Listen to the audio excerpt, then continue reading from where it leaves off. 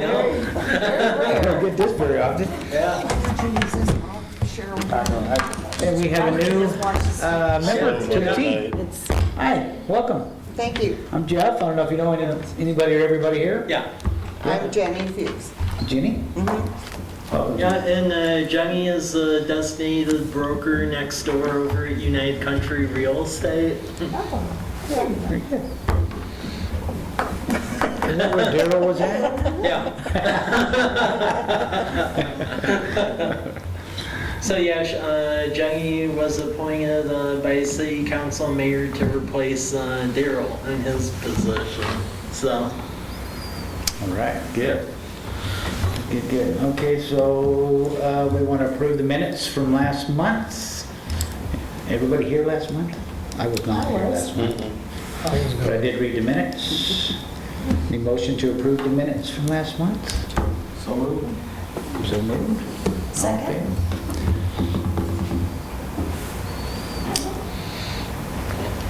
All those. All those in favor of approving the minutes? Please say aye. Aye. All those? Sorry, this is only my second time being here. And I missed a month. Okay, Michael, let's Okay. get going. Great. First item is just to update everyone on legislative session because we're getting pretty deep into that. A couple of things is increased city transportation resources. So as you all may recall, that Initiative 976 did pass. So when I was over in Olympia, they're trying to figure out how to create some sort of mechanism to, I would say, counteract it. The one takeaway that was a little bit alarming is that US 12 Phase 7, which was going, they were actually going to essentially have the request for proposals due last week before all of this and then awarded it. That is actually in danger of being mothballed right now, mainly because the general attitude of when I was over in Olympia was that they look at everything and how the counties vote. And since Walmart County in general voted for Initiative 976, the general attitude when I talked to Roger Millar, who's the Secretary of Transportation, was that, well, you aren't for the transportation, and we could basically do the rest of the projects on the deferred list if we canceled Highway 12, so why would we do 12? So that's the one thing we're going to have to watch and continually advocate for. The thing I made sure they were all aware of, which it seemed like the fact escaped them a little bit when I was over in Olympia, is that whether they like it or not, the state did acquire 450 acres of right-of-way. So the question I posed to the transportation secretary is, do you have a plan for maintaining that? Because whether you like it or not, you own it now, and all the irrigation's like off of that system. So you now own 450 acres of land that's just hanging out there, and it seemed like that element of the equation like escaped their train of thought on this entire thing. So it seemed like they're willing to like entertain looking at it again, but I would just say that I was a little bit shocked at that, considering that they were so close to letting the construction project on it. It seems like there's a pretty pervasive attitude over there to basically kill the project. So I would recommend that if you all care about Highway 12, work through whoever you lobby through and make your thoughts be known on that. With us, it's Association of Washington Cities. You all have respective organizations that probably do the same thing over in Olympia. But yeah, that Highway 12 Phase 7, I mean, the issue if that does get mothballed is then you still have that 20-mile difference where it's like still one lane each way, and then you have the 450 acres that's just going to be hanging out. So I was a little bit stunned that they were that close to it and they just want to pull the rug, but yeah. The bids were opened on the 28th. Did you see Yeah. how they came out? Yeah. Were they reasonable or? They were actually reasonable and below what the engineer's estimate was. The thing I was just a little bit shocked at when I met with the transportation secretary is he just said he never was a fan of the project, and that he wasn't going to actively kill it. But on the other hand, he was saying that if all the legislators are saying we could do all of this like Puget Sound stuff for the cost of that, he said he wasn't going to stop them either going down that train of thought. So I would say we're at like a do or die moment with the Phase 7 thing, because the way the state works over there, if this does get on the mothball list, I can pretty much guarantee you it's going to almost be like the whole north-south freeway in Spokane where they talk about it for 40 years and it's still like half built. So we'll continue to be loud about that as the port, the county, and then city of Walla Walla is engaged on that too. But I just thought I'd all let you know that there definitely was a feeling over there that it seemed to be in trouble. Our legislators are more optimistic, and those meetings were good. But I was the only one that got a meeting with Secretary Millar, and that one was not that good. So, and the crazy part about it is if you look at the way the project funds were awarded, that was part of a transportation package. So I mean, technically, those were projects that all the legislators agreed to. And the weird thing that seems to be going on right now is it seems like the Department of Transportation is trying to go in and almost like pick winners or losers, even though the legislators are the ones who did it. So from a legal perspective, I find that a bit fascinating, because I mean, whether you like it or not, the fact of the matter is money was given to projects. It wasn't just like a pool of money which was take your pick. So even if they do pick winners or losers, I mean, if one wanted to, it'd be interesting to see if that can be upheld or not, because I don't see how you rip apart a package that was voted on by a legislature and then essentially put in your priorities from an executive side. But transportation right now over there is like a huge mess because of the whole car tab thing. Because there's cities that lost their car tab authority. All kinds of stuff's on the table right now. There's some discussion even about them sweeping money from Transportation Improvement Board and then trying to backfill some of the WASDOT accounts. So for cities, it's definitely not a good thing. So I mean, Mike, that's the transportation side. Mike, was there any talk about the Phase 8? Because if we don't complete Phase 7, we lose all the federal funding that's supposed to complete 8, right? Yeah. And that's tens of millions, isn't it? I mean, that part's almost up near 100 million, the Phase 8 side. And the crazy thing on that is they just seemed really obsessive about Phase 7, where it's like we have all of their general argument over there is that yours is a capacity building project and we have all these other projects that are maintenance related. So that's why they keep trashing Phase 7. And our legislators are doing a good job of advocating for it, but I would say from the governor's office and definitely from the DOT side, there's not much support from them on it because they don't seem all that enamored with it. So I know all cities have passed resolutions of support to get that project going again, and I'm also the chair of the Metropolitan Planning Organization, and we plan to do the same this week there. But I would say this year it's critical for that because I just, unless people here and then also in Burbank, Wallula area, unless there's like a massive groundswell of people saying don't like cancel that. It seemed like from the governor's side of the coin that it was like easy pickings almost, because you could do, if you look at the deferred list, you could basically do everything on that list if you removed Highway 12. But to pick winners and losers because of how people vote. Yeah. It seemed like, right? Well, I agree. Yeah, but that's the problem. There seems to be quite a bit of a separation on the legislative side versus the executive side on that. And I know even at the Association of Washington Cities Mixer, there was even a presentation where they actually had like the chair of the transportation committee, and he was very non-committal on everything. So everyone's coming to me and complaining to me about projects, and there'll be ones that push ahead and there'll be ones that don't. And that's pretty much what it was couched at.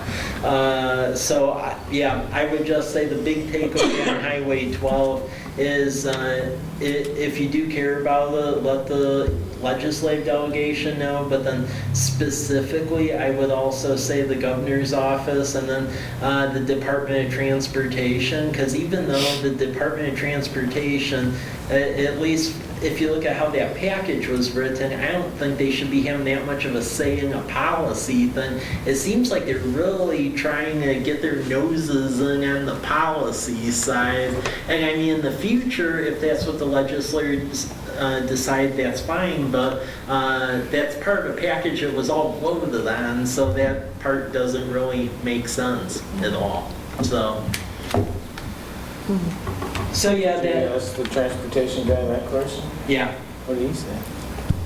He basically said there's a limited pot of money and that they're asking for my recommendations, and we're giving our recommendations, and it was couched that way. He said that he wasn't like actively sharing opinions, but that if the opinions are being asked by the leadership, which is governor's office, he's furnishing them. So reading between lines, definitely the comment that he wasn't enamored by the project, that to me that indicated that, you know, it was going a little bit more than that. So I would just say, if y'all have a desire to see that Phase 7 going, let your opinion be known, because I think this is going to be do or die time on that. And our legislators are trying hard, but in my opinion, it seems like the major hang-up is at the governor's office. And then also on that transportation committee, a lot of the leadership on that transportation capital committee is legislators like from the Tacoma, Seattle area. So again, if you look at that list, most of the other projects on that deferred list just happen to be in that region. So that's a little bit of that gives a little flavor of what's going on, because I mean, if you look at it that way, are they going to go against their own district or help us out? Do the math on that. However, the squeakiest wheel usually does get the grease over there, so that's the flip side to it. Okay. But our legislators are doing what they can, so that's the transportation side. So that one was the more like negative news. There are some positives though this legislative session, and all of these are on board docs, and it has like the associated legislative bill numbers if you look on the flyers. But affordable housing, they are talking about dedicating some additional funds in the Housing Trust Fund for construction, so that's good. And then the other big thing in the bill, just got a hearing this week, is right now there's a disparity with the multifamily tax exemptions. So right now the only people that can participate in offering the exemption to induce like apartment construction is if you're a city above 15,000 population, or you're in a county, any city in a county above 100,000 population, or if you're a county seat. So what that has meant is, at least in our neck of the woods, Walla Walla can offer that multifamily housing tax exemption because they're over 15,000 in a county seat. And that's how that evergreen housing development got underway over by where the Elks building was at. But like right now in College Place, since I've been here, there have been 5 mixed-use housing developments that wanted to go along College Avenue, including that evergreen development. They were looking along College Avenue, but then they backed out of it as soon as they found out we couldn't offer multifamily tax exemption. So there is a bill where it looks like that actually might pass this year, and what it will allow is all cities to offer it. So it won't just be that selective few that fall in those categories. So that'll definitely help us there. And the biggest one for our economic development is that it finally got voted out of committee, and because this has been floating around pretty much since I've lived in Washington, is tax increment financing. There was like a watered down tax increment financing instrument about 10 years ago that was called LRF, which was local revitalization financing. And pretty much what that means is that you designate an area that may be redeveloped, and then the idea is that there's an increment between what your tax value, sales tax value is now versus what the ideal development is, and then the state basically will lend you the increment dollars to do like infrastructure projects, and then over time, in essence, as the increment grows, it's paid back, and then in many cases you end up well ahead what the increment is. And in Kennewick, that's actually how the entire Southridge area was built, with the LRF dollars, but then they ran out of the LRF allocation, and then no one ever revisited it. And there's an issue in the state too, because the nomenclature of tax increment financing is actually not allowed by the Constitution here, but there's like ways around it if you do it with sales tax, not property tax. So there is actually two vehicles in both houses, and the bills are on this flyer that'll actually allow this. And this is the first time in the 7 years I've lived in this state it actually got it voted out of a committee. Usually it always gets killed in a committee, so it didn't make it out of a committee, so it looks like that may be going somewhere. So, and that's going to be a game changer, because like across from the high school, that Stone Creek development, we're trying to figure out ways to initially publicly fund the wastewater trunk line, and then essentially pay ourselves back over time with per acre assessments and connection fees. And that gets a bit messy and cumbersome. If we had this TIF instrument, that in essence would just pay for it, and then it would be recouped with all the additional investment as the development takes place, so it makes it a lot cleaner. So if we have this tool, that's going to drastically help economic development, both from commercial side and then also building homes too. So yeah, those were the key takeaways while in Olympia. So basically 2 good things and then 1 really bad thing. So any clarifications or questions on this? Okay. We'll go to the next topic. The next one is Downtown Catalyst Incentive Program. So I just wanted to make you all aware of it. And Jenny, I'm not sure if you're aware of this, so I'll fill you in on this. This is basically a concept to try to induce additional development activity along the College Avenue corridor. Mm-hmm. So basically once a year it'll be basically a competitive thing, and developers could put in what projects they're thinking of doing on College Avenue. And pretty much if it has 2 stories, 5 residential dwelling units, some square footage designated to commercial, it's new construction, or if it's a substantial upgrade of a building where it would increase above 50% of assessed value. And there's other things like public art or shared public park, and they can essentially file for this incentive, and based on what you would all determine, so Economic Development Commission would recommend and then council would ultimately approve, building and grading permit fees could be reduced or waived. And the idea there is to try and get stuff going in College Avenue, because while we've done a lot of the initial public investment, I would say the private investment has still been a little bit sluggish, so it's a way to induce that and get it going. So that did get approved by City Council. So these are the forms, and thanks to Lisa and Carolyn for working on it, but these are out now, so there'll be a call for projects shortly, and we'll see who puts in for this go-around going into May. And this year it's capped at 1 project, because we didn't really know what the response would be, because this is a new concept. really City of Ferndale, Washington's the first one to do this, and we're the second. So we'll see what the response is, and if there's a lot of developers that come out of the woodwork for this, then we'll revisit it with council if we want to increase the number of projects that can participate. Because, I mean, this definitely is a hit on the city's books, but on the flip side though, if we're actually given additional investments that pay sales tax and everything else, it ends up coming out in the wash, honestly. Especially with the public parking, because we all know along College Avenue we do have a bit of a parking issue, and if we were to build a public parking lot, it would cost a ton of money, because per the state statutes we have to pay prevailing wage, which basically adds 30% to the project, whereas if private sector does it, they don't. So even if we do get a percentage of public spaces through them, it's still cheaper than if we went and go build it. So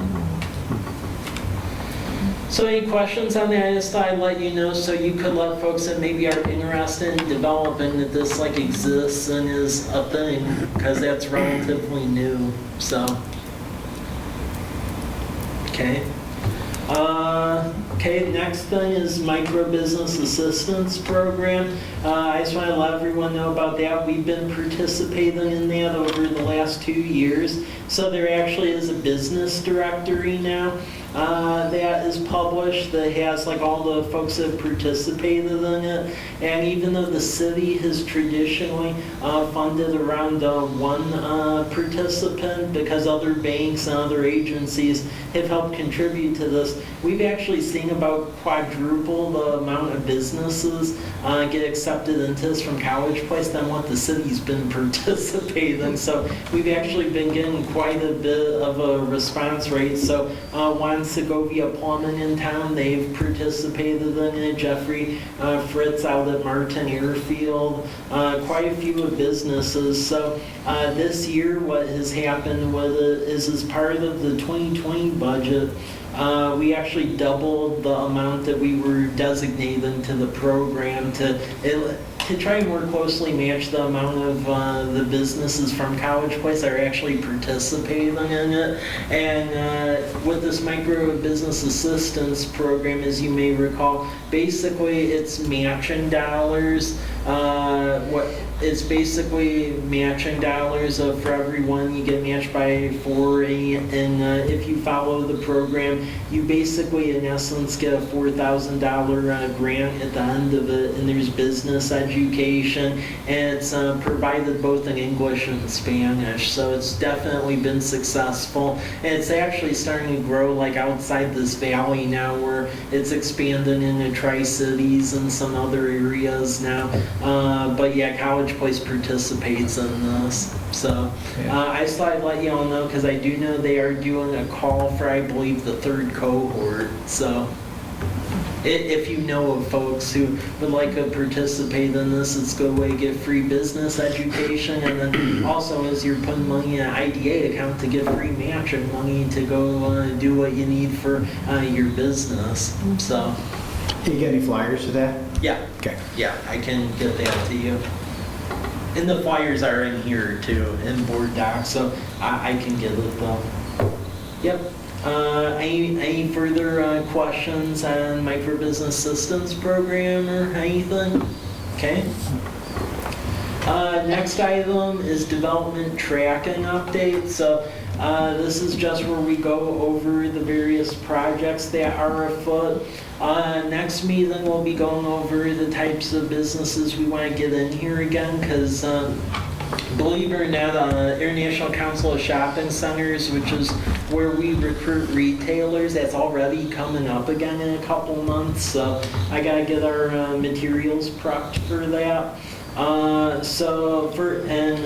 Just so you know, Jenny, projects where I can say what it is, it'll have the name, but as you know, in dealing with a lot of these retailers, we can't really say exactly who they are, so it's either by abbreviations or a general word, but you can typically usually put 2 and 2 together and figure it out that way, but that's fine, we just can't say it. Yeah. So Project CK, that's basically a gas station convenience store. They are going to go on the Myra Road corridor. It's just basically getting one of the properties to participate. Project Corner Retail, that's right down over here at 9th and College Avenue. That's basically going to be a speculative corner retail building that's built where the car wash is at, so it'll replace that. Project Dollar, that's basically a bank, and they're basically doing some due diligence for the Meadowbrook area. One I can talk about is P1FCU, so that's the Potlatch Credit Union. They're trying to aggressively expand into our market now because they pretty much took the entire 195 corridor. So what's happening now is they are taking that empty spot inside the Walmart. There's like a little storage area next to the hair salon. They're taking that, so that'll be open by April. And then they're actually building a second branch at the corner of Dalles Military and Myra Road, so the field by the funeral home. They're going to go over there, and they'll open this summer. So they're actually opening a bunch of locations. Project HD, that is like a sit-down restaurant, and they have a couple of locations in the Tri-Cities. They are very interested in our area now because Hop Thief is doing okay. So they're actually looking at the lot right in front of Hop Thief to go build that. So it's like a restaurant and tavern place. Project MD, they're just waiting on corporate approvals. And they're likely going to be going in the Meadowbrook area, so I would argue we probably don't need another one of them, but they're trying to look like they're growing, so they'll be going over by Meadowbrook. Project Country, that's actually a good-sized hotel, so they're just trying to get some of the paperwork finalized, but that looks like it's going right over by Hop Thief. They're just having some franchising issues, but it'll happen. Project FM, which is probably the most intense one, that's across from the high school, and pretty much what that is contingent on is us getting the sewer trunk line done to serve the McKiernan and Christensen property, and we're on target with that.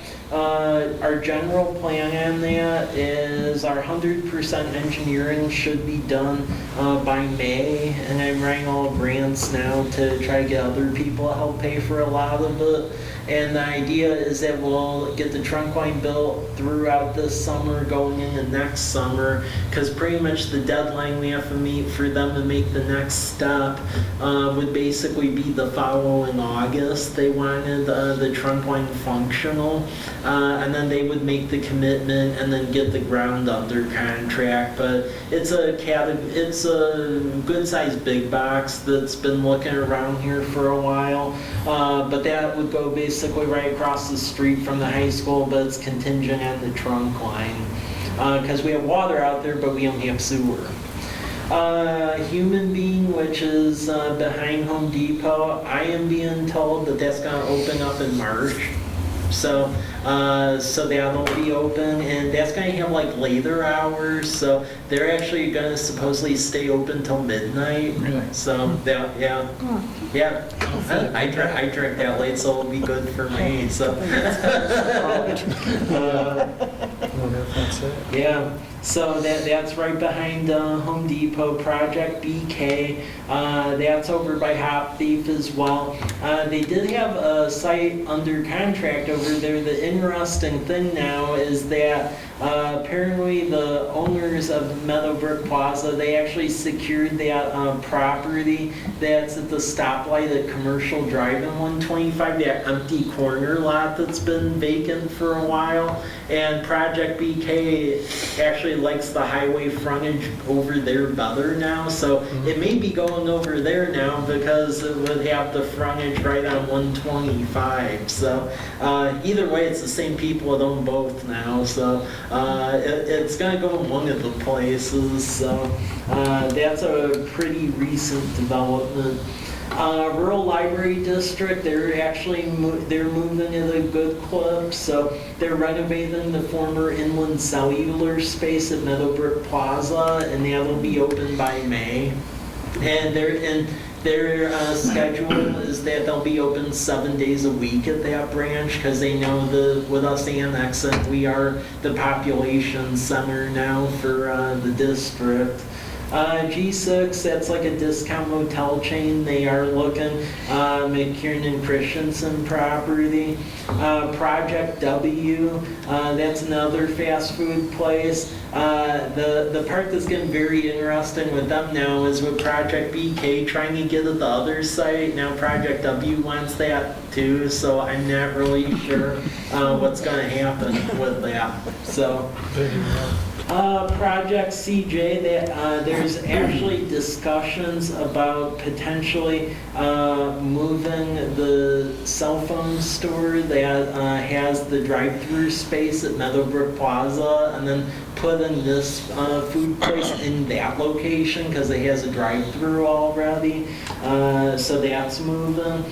Project D, that one is contingent on Walla Walla moving forward really on the Myra Road 125 issue, because we do have a sit-down restaurant wants to go on that vacant lot right next to Community Bank, but the poison pill with it is that they want the left turn on Myra, and I have a written deal with City of Walla Walla where we'll get that when they touch the intersection, because they want to turn Myra Road and 125 into a roundabout. So when they develop that into a roundabout, part of the deal that we have with City of Walla Walla is then we'll get the left turn lane in a commercial drive, and then that will finally tip the scale on this. Project Flight, Martin Airfield. Mike Corliss is keeping it very close to his chest what's going on there. I have no idea at all. So either way, if it what's zoned out there now is light industrial, so I mean anything outside of that's going to have to go to planning commission and hearing examiner, so stay tuned on that. Goodwill, they're working on their plans. They've already had surveyors out on the property, and they own it, that property across from Home Depot, so that's going. And then with our updated development code now, we allow food cart pods. We're starting to see some conceptual plans for the vacant lot at 8th and College to turn that into a food cart pod. Residential development, Homestead, they actually are building the rest of Domes Avenue now, so that's going to get done finally.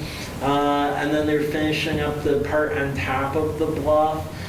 We've worked in agreement with them as far as remaining punch list items. They'll be going to council shortly, and then if council votes on it, then we'll permit them to finish the top part if they meet several conditions. And then they have to really deal with the remainder of the stormwater, deal with the last phase, because the last phase of it along Dones Avenue, they want to do like these wise size buildings, which is like these little like mini homes and stuff along Dones, but we're really trying to make sure they satisfy the stormwater issues correctly before they get to that, because the stormwater ponds are going to be pretty close to that, so we're really monitoring that situation. Villages of Fort Walla Walla, we believe that is going to be on track. They actually did meet with us last week, so we don't believe they're running away like what was originally feared. So they've been turning in revised plans, so I believe we will see ground turns soon, because they actually did show up, so that's a good thing. Stupper addition off C Street, that's under construction, and that's apartment complexes. Country Estates, they're turning in plans to basically put about 6 more double-wide homes where the old Poor Farmhouse was at. You already see one of them over there. The other 6 will be coming shortly. They just have to deal with some crossing issues because the creek is right there, so that's causing issues. Sermon development with, and that's on Spitzenberg, that met the fire flow test. So that house, it's like a U-shaped house right across from Wenzel Nursery. The plan is this summer that they'll be tore down and they'll basically put a big apartment complex over there. And then the Miri development, the road has been improved and they're starting to do a series of long and short plats to divvy it up into multiple homes on the north side of 12th Street as you're heading out of town. So that's going slowly but surely. Stone Creek development, that is really contingent on the trunk line being built because we have water, but they need sewer. But we've been courting additional residential developers, so I believe we'll be sitting good there. And Mike and Craig to try and make getting that development go underway a little quicker. They're actually short platting their properties, so that way it's in better chunks for the various developers to just come in and start doing work. So they're doing the short plat process with us right now. Hamby, that apartment's already under construction. It's to the rear of the development at the top of the hill on College.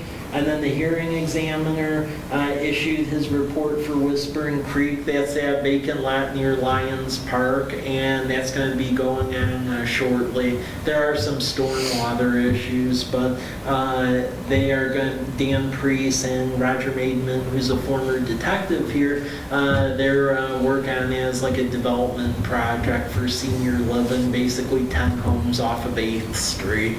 So that will be breaking ground shortly. So that's a lot of development activities going on. Is there any questions about that?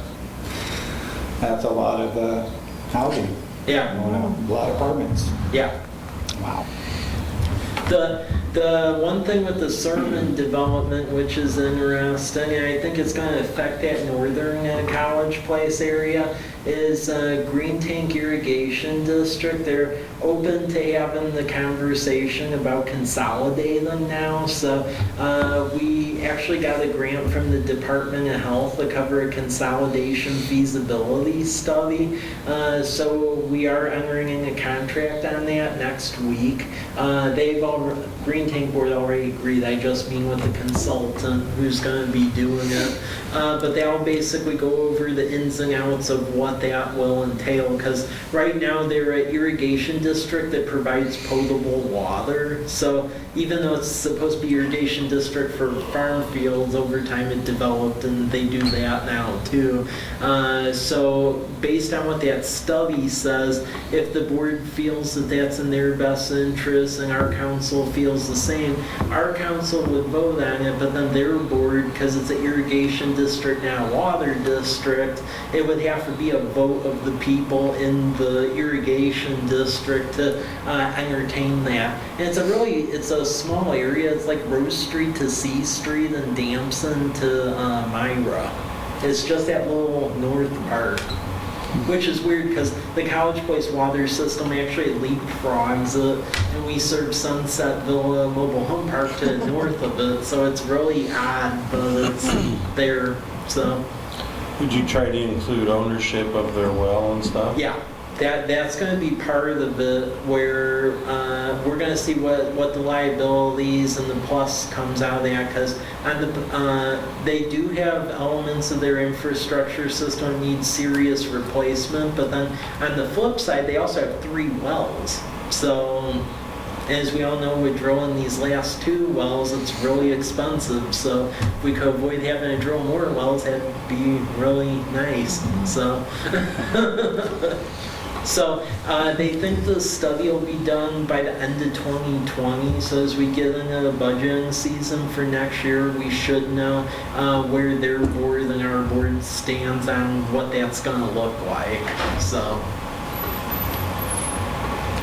Okay, any further comments or thoughts on the list?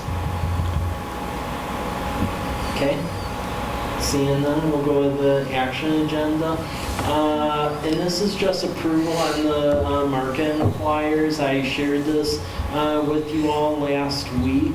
And this just has various data points as far as retail leakage gaps and then information I get off of Esri Business Analyst. I use this for a lot of our retail recruitment when we go over to Las Vegas to try to get the retailers.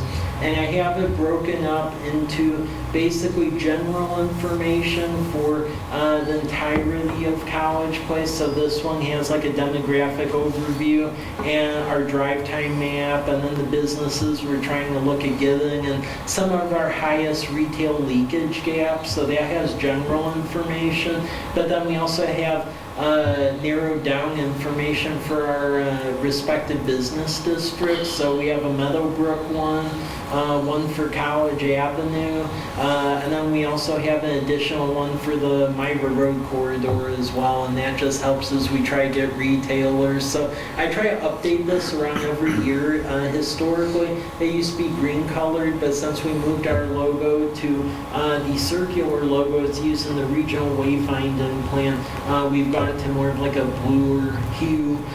So yeah, every year I usually take this to this body to approve so that way we can use for marketing efforts.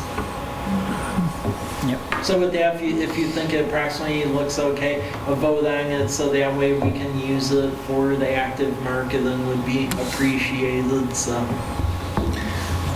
Sure, we'll put it to a vote about keeping Mike's logo. Flyers, yeah. Yeah. All in favor, say aye. We need a motion in a second. Oh, we need a motion.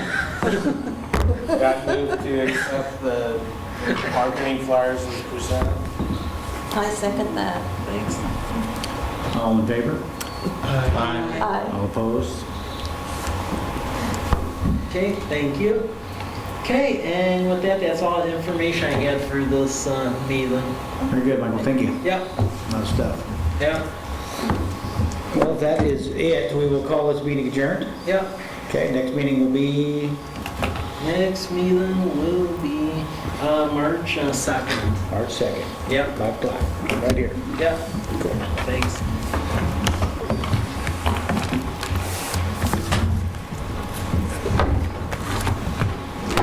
Good job, Jim. Yeah. Your email, I made a Jessica. Okay.